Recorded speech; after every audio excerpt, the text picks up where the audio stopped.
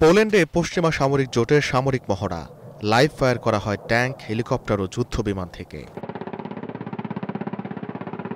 এমন মহড়া হরহামেশাই হয়ে থাকে রাশিয়ার সীমান্তে অবস্থিত ন্যাটোভুক্ত দেশটিতে। তবে এবারের মহড়া একটু বিশেষ, কারণ সম্প্রতি রুশ ড্রোন আকাশসীমা লঙ্ঘন করে পোল্যান্ডে প্রবেশ করে, যাকে নিরাপত্তা ঝুঁকি ও উস্কানিমূলক বলে চিহ্নিত করছে দেশটি, যা মাথা ব্যথার কারণ হয়েছে ন্যাটোরও। এরপরই পোল্যান্ডের আকাশ পাহারা দিতে শুরু করেছে ন্যাটো। অভিযানের নাম দেওয়া হয়েছে eastern sentry. Britain, Denmark, France ও জার্মানি অংশ নিয়েছে এই অভিযানে। টহলের জন্য শুক্রবার রাতে যুক্তরাজ্যের লিঙ্কনশায়ার রয়্যাল এয়ারফোর্স ঘাঁটি থেকে উড়ে যায় 2টি টাইফুন যুদ্ধবিমান। একই টহলে অংশ নেয় ফ্রান্সের একাধিক যুদ্ধবিমানও। পোলিশ সরকারের দাবি, 9 সেপ্টেম্বর পোল্যান্ডের আকাশসীমা লঙ্ঘনকারী রাশিয়ান ড্রোন ভূপাতিত করা হয়েছে। 2022-এর ফেব্রুয়ারিতে ইউক্রেনে রাশিয়ার পূর্ণমাত্রার আগ্রাসন শুরুর পর ন্যাটোর পক্ষ থেকে গুলি ছোড়ার প্রথম ঘটনা এটি।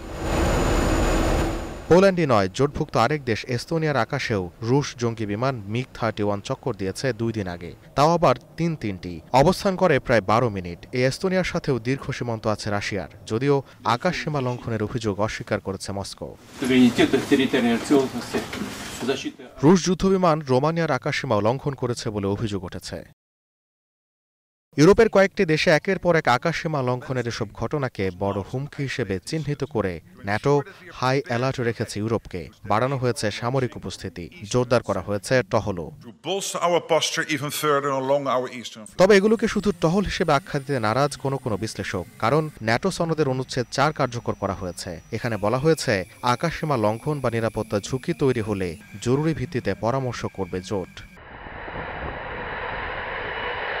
যদিও রাশিয়া যেভাবে ড্রোন বা জঙ্গি বিমান পাঠাচ্ছে ন্যাটোভুক্ত দেশগুলোর ভেতরে, তাতে অনুচ্ছেদ 5ই অধিকতর সামঞ্জস্যপূর্ণ হওয়ার কথা। কারণ এই অনুচ্ছেদ বলছে, কোনো সদস্য রাষ্ট্রের ওপর আক্রমণ বা হামলা হলে তা সব দেশের ওপর হামলা হিসেবে বিবেচিত হবে এবং এর ফলে পাল্টা প্রতিরোধ করতে হবে। নিউ ইয়র্কের 9/11 হামলায় অনুচ্ছেদ 5 কার্যকর করেছিল ন্যাটো, যদিও আপাতত ততটা কঠোর পদক্ষেপের দিকে হাঁটতে চায় না ইউরোপীয় নেতারা।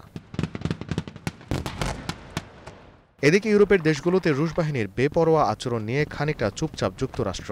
এ বিষয়ে এখনো পর্যন্ত মুখ খোলেননি প্রেসিডেন্ট ডোনাল্ড ট্রাম্প। গোলাম কিবরিয়া, স্টার নিউজ।